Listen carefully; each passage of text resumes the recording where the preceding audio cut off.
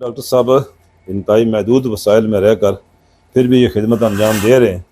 अल्लाह ताला आपको जज़ाए खैर भी दे और आपको दुनियावी एतबार से भी मकाम मरतबा और हैसियत पहले भी हासिल है और मज़ीद ये रखे। तो हज़रात, आप सब लोग इस वक्त देख रहे होंगे कि हम यूनुस मेडिकोज में डॉक्टर बशीर साहब के ज़ेर सरपरस्ती चलने वाले डायलिसिस यूनिट में इस वक्त खड़े हैं और इस वक्त ये इनका दूसरा सेशन जारी है जिसमें 4 मरीज़ डायलिसिस पर उस कोर्स पर लगे हुए हैं और एक पेशेंट चूँकि बी पॉजिटिव में है कैटेगरी में और उसको हम जनरल कैटेगरी में शामिल नहीं कर सकते, इस लिहाज से अलग बेड पर खातून है कार्बन वो तो मेल मेंबर हैं तो उनको उसमें रखा हुआ है। तो यानी जगह की कमी और महदूद वसाइल का मैंने जिक्र किया है कि इस वक्त खुरट्टा में 32 के फिगर मीट कर रहा है। जो लोग हेल्पलेस हैं और इंतहाई मफलूकुल हाली में वो ज़िंदगी बसर कर रहे हैं और ये एक जानलेवा किस्म का मर्ज़ उनको लाहिक है और इसमें से वो बेचारे गुज़र रहे हैं। अल्लाह ताला ही मेहरबानी करने वाला है, अल्लाह ताला ही दस्तगीरी करने वाला है और अल्लाह ताला ही इनके लिए वसाइल पैदा करने वाला है। लेकिन उसी अल्लाह ने हमें भी इस काम के लिए पैदा किया है। ये समझ लें कि हम सब के लिए ये एक इम्तहान है और हम भी अल्लाह के सामने जवाबदेह हैं, जो 2 पाँव पर खड़े हैं और 2 हाथ हमारे सालम हैं और अल्लाह ताला ने हमारे वजूद को सालमियत दी हुई है और हम इनके बारे में सोच विचार कर रहे हैं। तो आज हम यहाँ हाज़िर हुए थे चूँकि खुरट्टा में सिर्फ वाहिद इस वक्त ये एक यूनिट है जो काम कर रहा है। इनके पास टोटल गालबन डॉक्टर साहब 5 मशीनें, 6 मशीनें और एक गालबन को डिसऑर्डर बता रहे थे कल परसों, तो अभी उसको कहते हैं कि उसको रेनोवेशन करवा ली गई है।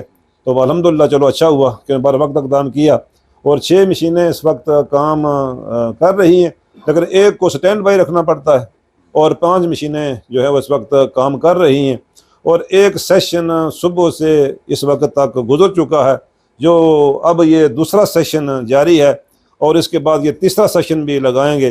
तो इससे आप लोड का अंदाज़ा लगा सकते हैं कि हमारी फैसिलिटीज़ कितनी महदूद हैं और कितनी थोड़ी हैं कि इनको इस काम काज में एक 3 सेशन लगाकर शाम को 5 बजे तक ये इस काम को अंजाम देना पड़ता है।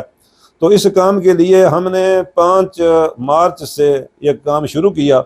आज समझ लें कि 11 दिन हमारी अपनी उम्र हो रही है। एक सेटअप बनाने की हमने कोशिश की है, उसको आप ट्रस्ट भी कह सकते हैं, सोसाइटी भी कह सकते हैं, फाउंडेशन भी कह सकते हैं, कुछ भी कह सकते हैं। तो मेन चीज़ तो हमने उसका नाम रखा है अल-हम्द डायलिसिस या किडनी केयर सेंटर।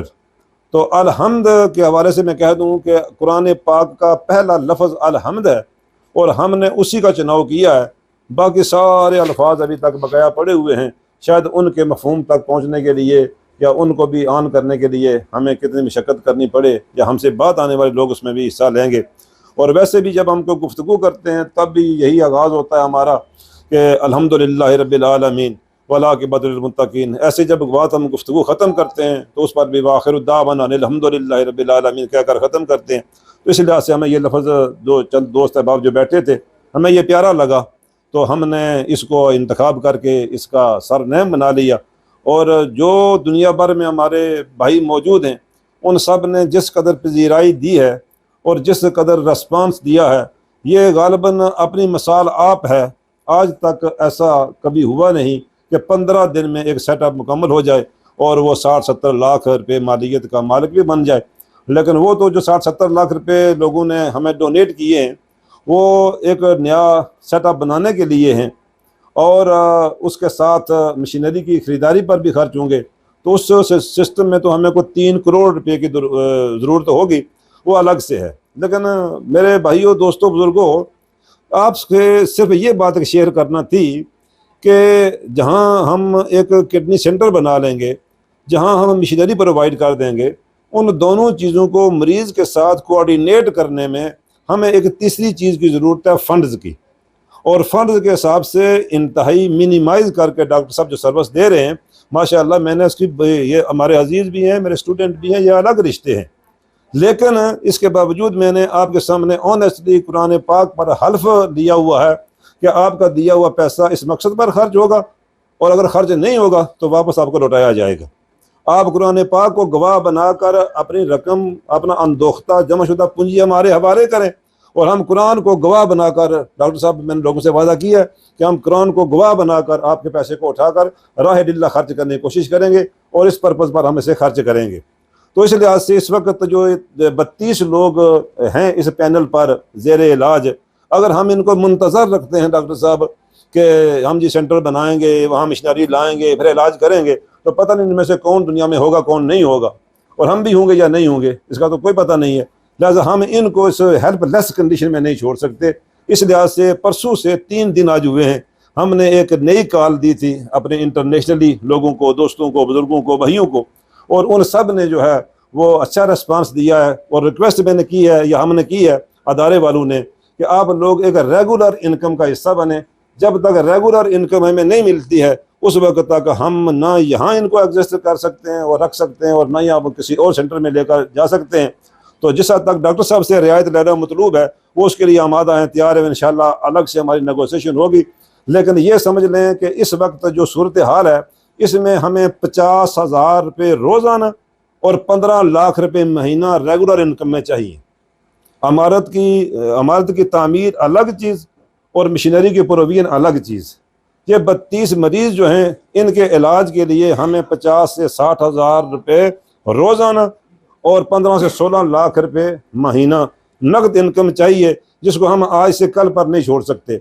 तो सबसे पहले मैं साहब बड़ा शुक्रिया अदा करता हूँ, बल्कि उन लोगों के नाम आज के दिन को मैं करता हूँ कि चौधरी अल्ताफ़ साहब अपने बरूट वाले, उन्होंने 40,000 रुपये मंथली इन मरीज़ों की मदद के लिए, इनके इलाज के लिए रेगुलर इनकम में मुहैया करने का सबसे पहले ऐलान किया था। आज मैं अपनी तरफ से उनके बिहाफ पर 10,000 रुपये का इजाफा करता हूँ कि प्लीज़ वो इसको एक्सेप्ट कर लें चौधरी साहब, और आइंदा वो 50,000 रुपये महीना दिया करें ताकि कम अज़ कम एक मरीज़ उनके पैनल पर चला जाए।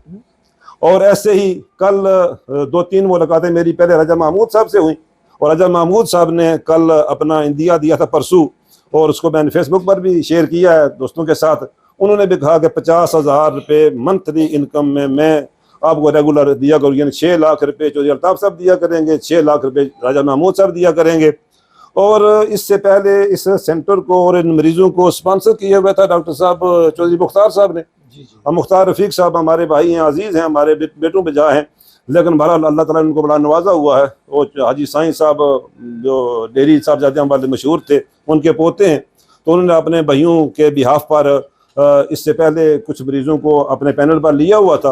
वो 10 मरीज़ों को वो स्पॉन्सर कर रहे थे, 20 को वो हाफ फंडिंग कर रहे थे, और 10 को उन्होंने अपने पैनल पर लिया हुआ था। इस तरह से 30 लोग उनके दिए हुए उस अंदोख्ते पर सर्वाइव कर रहे थे, और 15 तारीख को वो उनका जो टेन्योर था वो ख़त्म हो गया। अब आइंदा के लिए उन्होंने कुछ और प्रोजेक्ट शुरू करने हैं, इंशाल्लाह चंद दिनों में उसकी भी तफसीलात आ जाएंगी। तो उन्होंने अभी मैंने उनसे फ़ोन करके पता किया, तो डॉक्टर साहब उन्होंने भी कहा कि 50,000 रुपये मंथली में फिर भी यहाँ अदा किया करूँगा और दिया करूँगा। तो गोया कि 1,50,000 ये 3 बंदों का फिगर है। ज़रा दुनिया में जितने भी दोस्त अहबाब बुजुर्ग साथी भाई आप लोग बैठे हुए हैं, तो उनको दिया गया था इंडिया के आप 10,000 रुपये मंथली के रेगुलर इनकम के मेंबर बने। तो हमें पूरी दुनिया से इस वक्त तक डॉक्टर साहब और वहीद साहब आप भाई माशाल्लाह यहाँ मौजूद हैं, तो हमें इस वक्त तक 10 बंदे मिले हैं रेगुलर, 10 या 12 बंदे जिन्होंने अहद किया कि हम 10,000 रुपये महाना रेगुलर इनकम में दिया करेंगे। जबकि 3 बंदों ने यहाँ हमारे मौजूद वो 1.5 लाख रुपये का, ये समझ 15 बंदों के बराबर तो वो हो गए। ये 10,000 का जो हमने फिगर रखा था बैरून ममालिक से कि लोग ऐसा हिस्सा लें, तो 15 के बराबर तो ये 3 बंदे हो गए, जो अल्ताफ़ साहब हो गए, राजा महमूद साहब हो गए और मुख्तार साहब हो गए। पर ऐसे ही इंशाअल्लाह ये हमारा पैगाम जो है वो चलेगा, आगे जाएगा। इसलिए कि इसमें मेरा कमाल नहीं है, मेरी टीम का कमाल नहीं है, किसी और का कमाल नहीं है, ये अल्लाह का करम है कि हमने उसके नाम से और उसके काम से वो सूरह फातिहा जिसके बगैर हमारी नमाज भी मुकम्मल नहीं होती, तो उसका हमने पहला लफ्ज़ जो है उसका सहारा लेकर इस काम को शुरू किया है। अल्लाह पाक मेहरबानी करेगा। तो इस सिलसिला में जो कोई चीज़ और जानना पूछने वाली हो इंशाअल्लाह हम आपको बताएंगे। तो माशाअल्लाह ये मरीज़ इस वक्त ज़ेरे इलाज हैं, इनसे थोड़ी बात करते हैं। क्यों जी भाई, अस्सलाम वालेकुम, क्या हाल है? ठीक हैं आप? कब से आपका इलाज हो रहा है? 1 साल से आप हैं डायलिसिस पर। माशाल्लाह, अल्लाह पाक मेहरबानी करे। तो आप क्या महसूस करते हैं? सहूलियात के अतबार से आप मुतमईन हैं? यानी जब आप कितने डायलिसिस होते हैं आपके महीने में? महीने में 8 जी, हफ्ते में 2। ठीक। और आप मुतमईन हैं जो सहूलियात आपको दी जा रही हैं इलाज और डॉक्टर साहब की सर्विसेज से? एक तो होता है ना, चूँकि और हमारे पास चारा ही कोई नहीं, और इस लिहाज से आप ये कहते हैं कि फेस टू फेस हम नहीं कह सकते, कहीं आपको शिकायत भी हो और आप फेस टू फेस ना कह सकें, ऐसी तो कोई बादशाह, बहुत अच्छी बात। अल्लाह ताला आपको शिफा भी दे, अल्लाह पाक उसको खुश खुर्रम रखे और आपके लिए वसाइल भी पैदा करे। हम भी आपके लिए कोशिश कर रहे हैं, अपने भी काम काज कर रहे हैं, कहेंगे हमने सब कुछ छोड़ा हुआ, वो भी नहीं, लेकिन ये समझ लें कि तकरीबन छोड़ा हुआ है, उसके बराबर ही है। तो 10 दिनों में हमने आपकी खातर एक किया सफ़र शुरू किया हुआ, आज 11वां दिन है। तो 11 दिनों में इतनी हमें सक्सेस मिल रही है कि 50-60 लाख रुपये हमारे पास जो है वो बिल्डिंग के लिए फ़ंड जमा हो चुका है। और अब लोगों का जो रेगुलर सिस्टम चल रहा है, आप तो उस पर पता जाएंगे, कब तामीर होगा, तब तक हम आपको बेयार और मददगार नहीं छोड़ना चाहते, और हम आपको साथ लेकर चलना चाहते हैं। इस एतबार से जितना भी हमसे हो सका, हाफ फंडिंग हो सकी, फुल फंडिंग हो सकी, आप आज का मैसेज जो है वो और तरह से जाएगा, लाइव जाएगा सब लोगों की तरफ।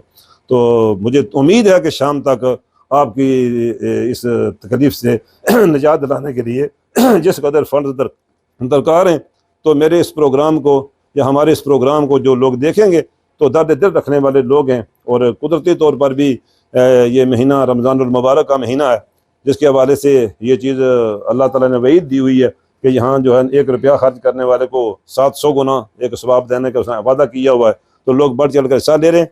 तो मेरा मैसेज है सबकी तरफ जी कि आप मेहरबानी करें, प्लीज़ भाइयों देख लें, सब लोग ये एलिंग पेशेंट्स हैं, दुख दर्द में मुबतला लोग हैं, तो आप लोग इनको देख लें और इनके हिसाब से आप इनकी मदद करने के लिए अपने आप को पेश करें। जो कोई सर्वाइवल पॉइंट पर बंदा है ना, मैंने डॉक्टर साहब से पहले बात की थी, तो डॉक्टर साहब ने बताया कि जो सर्वाइवल पॉइंट पर है, अप टू स्टैंडर्ड को बंदा है, वो या तो है शफा में लेटा हुआ, या CMH में लेटा हुआ है, या हार्ट्स इंटरनेशनल में है, तो या कम अज़ कम मीरपुर तक है। तो यहाँ हमारे पास जो लोग हैं वो तकरीबन 32 के 32 लोग ये हेल्पलेस कंडीशन में है। ये अलग बात है कि इनमें भी 3 कैटेगरियाँ बना सकते हैं। ये कुछ अपना एक आसरा रखने वाले होंगे, और कुछ लोग दरमियाना हालत के होंगे, और कुछ बहुत ही मफलूकुल हाली में ज़िंदगी बसर करने वाले होंगे। तो हम अपने वसाइल के अंदर रहकर आज प्रोग्राम बनाएंगे कि हम जो मिलने वाली मदद है उसको हम कैसे कैसे इस्तेमाल करें, किस को हम हाफ फंडिंग कर सकते हैं, किसके लिए फुल फंडिंग करनी चाहिए, और किसके लिए कुछ हम थोड़ा कुछ कर सकें। और जो अदारे हैं हमारे इस तरह के काम, फलाई अदारे काम करने वाले, उनको भी हमने दावत दी है कि वो भी मैदान में आएँ और हमें भी कुछ सपोर्ट करें। तो शायद ऐसा करने से भी कोई हमें अच्छी एक चीज़ मिल जाए। तो अल्लाह ताला आपके नसीब अच्छा करे। तो भाई साहब क्या हाल है? अस्सलाम वालेकुम, क्या नाम है आपका? सिद्दीक। आप कहाँ से तल्ला रखते हैं? डेरी साहबजादियाँ। तो आपका कब से हो रहा है डायलिसिस?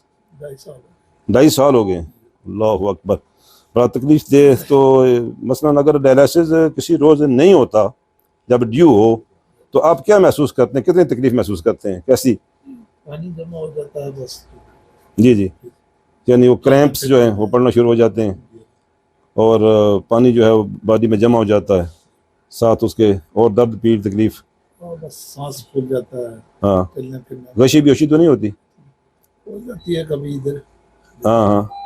चूँकि मैंने भी इतना तो नहीं पता था डॉक्टर साहब, आप जैसे लोगों से मिलना जुलना कुछ शुरू किया, कुछ मालूमात ली, तो कुछ आता पता चला कि ऐसी ऐसी अलामतें ज़ाहिर होती हैं किसी पेशेंट को अगर बर वक्त ये तिब्बी इमदाद ना मिले।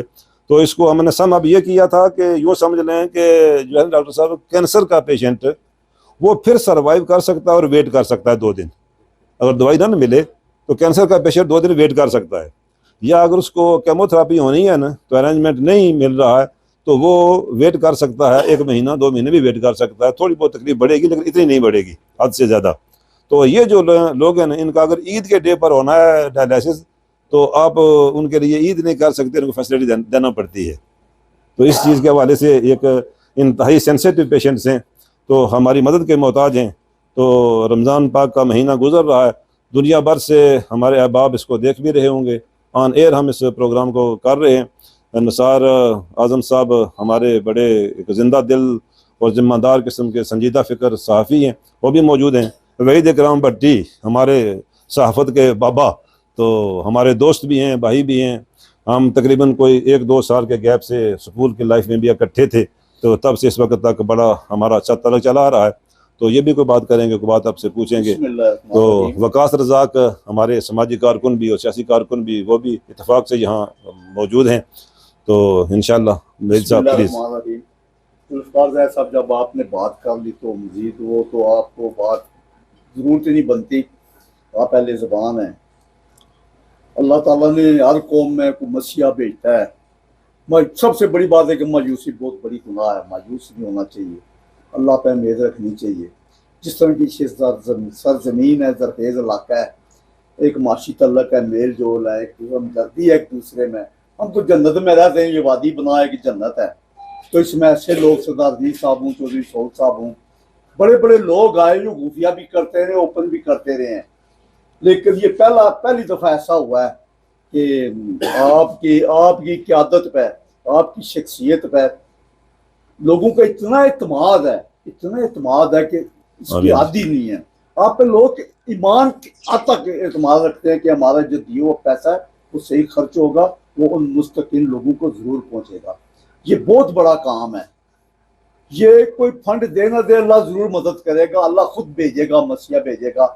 लोग देने के लिए तैयार है। मैंने यहाँ मस्जिद में मीनार ही बनता था, जब हमने कोशिश की, वो शफीक साहब आए, आप लोग आए, तो आज मस्जिद में मीनार है, सारा कुछ बना। लोग पैसे देने के लिए तैयार हैं। जरूर की समझ के कि आगे इत्मीनान बहाल होना जरूरी है। मैं ये कहता हूँ कि ये तो चल निकला है, ये बहुत दूर तक जाएगा। मैं डॉक्टर साहब यहाँ खड़े हैं, मैं इससे पूछता हूँ कि ये हमारे इलाके में ये ज्यादा ये क्यों है, ये उर्दू के अमराज क्यों है, असबाब क्या तो असबाब क्या है? पानी की वजह है क्या? इसमें आगे ही कोई प्रोग्राम ऐसा लॉन्च किया जाए जिसमें हमारे बड़े बड़े क्लास के डॉक्टर हैं। और ये मैं वादियाँ बना के लोगों को ये कहता हूँ कि आपका ये बड़ा मकाम है एक तालीमी हवाले से। 97% ख़वान की तनाज़ में पढ़े लिखे लोग हैं, डॉक्टर है, इंजीनियर है, और ये पूरे कश्मीरी पूरे पाकिस्तान को ये खुरेटा वादी अपना फीड करता है। पाकिस्तान में जो 26% है ये फीड करता है। सबसे पहले श्रीलंका है जहाँ 100% और 90% 7% ये खुरेटा वादी बना है।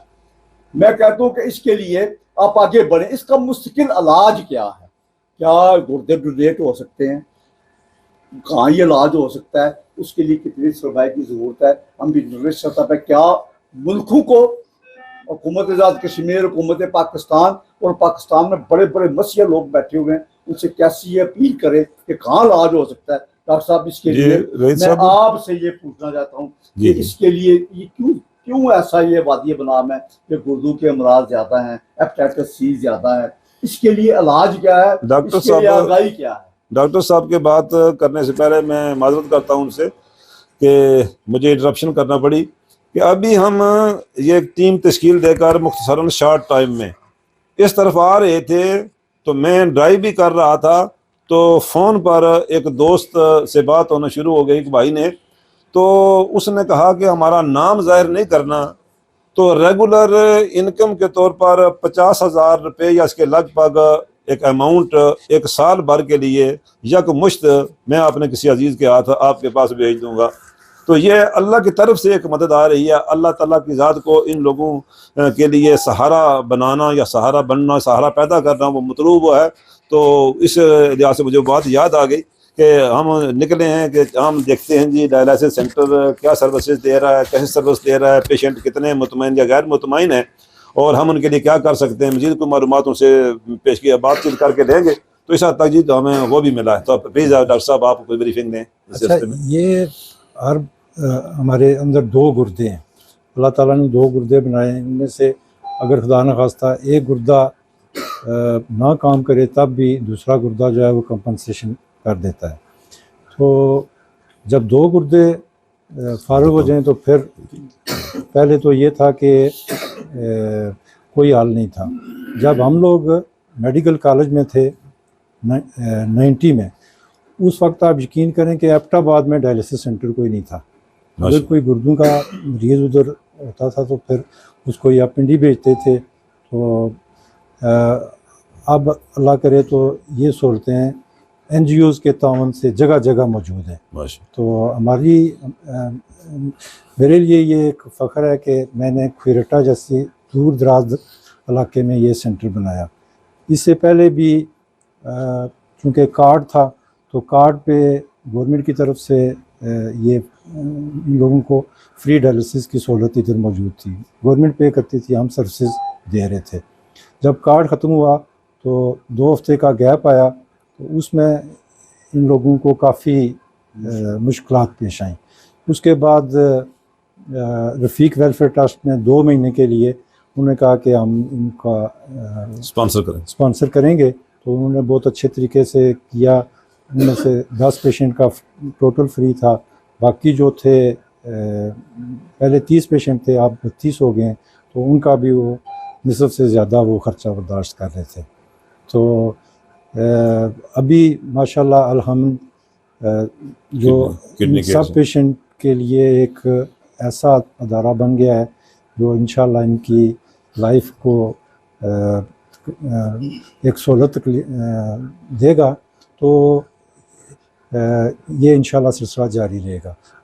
जब तक इनका अपना सेंटर बनता तब तक हम जो भी सर्विसेज होंगी वो हम नेगोशिएट करके तो इंशाल्लाह देते रहेंगे। जहाँ तक इस बीमारी का तल्लक है तो ये मुख्तलिफ़ वजूहात हैं, उनमें शुगर भी है, ब्लड प्रेशर भी है, कुछ कंजेनिटल बीमारी हैं जो जिनकी वजह से ये गुर्दे फेल हो जाते हैं। तो वैसे मैं देख रहा था कि कुछ लोगों का है कि सिर्फ वादिय बना में ये ज़्यादा है, ऐसी बात नहीं है। इसकी रेशो जो है ना वो हर जगह है। अब अगर आप कोटली DHQ में चले जाएं तो उनके 50 डायलिसिस डेली होते हैं, तो उनके 30 बंदे जो हैं वो लाइन में लगे हुए हैं कि हमें जगह इधर मिले। तो जब वो नहीं मिलती तो फिर वो अपने प्राइवेट सेटअप में करवाते हैं। तो बाकी जो जितनी भी ये बीमारी जो है ना ये काफ़ी क्योंकि इसमें पैसा चाहिए होता है।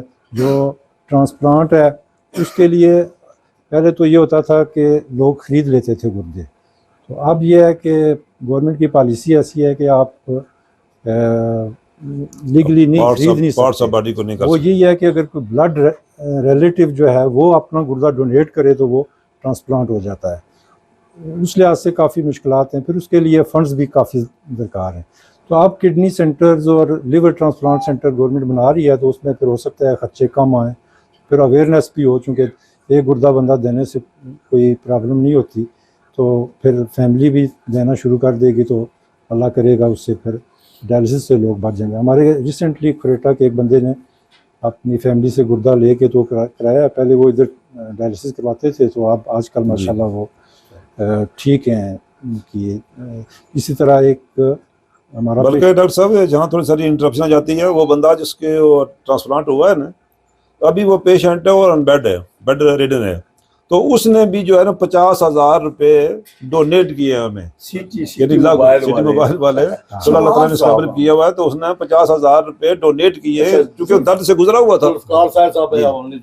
एक नाम भूल गया क्रेटा का, जी जी, मोहतरम शहीद कमर साहब, जी जी, उनकी तरफ से एक बड़ी NGO चलाते हैं, उनका जी जी में एक बहुत बड़ा हॉस्पिटल भी है, वो नार्वे वालों जी जी बिल्कुल, और रहमा के नाम से वो काम कर रहे हैं। के नाम से उन्होंने एक ऑफर दिया कि आप उनके आप हमें डिटेल भेजें, जितने आप वो व्हाट्सएप पर मैं उनसे साथ ऐड हूँ, हमारी बातचीत होती रहती है। तो उस जो जिस टॉपिक को आपने छेड़ा है ना, इस पर मेरी प्राइवेट टॉक उनके साथ काफ़ी हो गई है। अच्छा, और मजीद जो है कुछ चीज़ें कंसील्ड हैं, अभी पाइपलाइन में हैं, तो जब ऐसी कोई सूरत हाल सामने आई ना तो मैं इंशाल्लाह आपको बार वक्त आगाह करूँगा।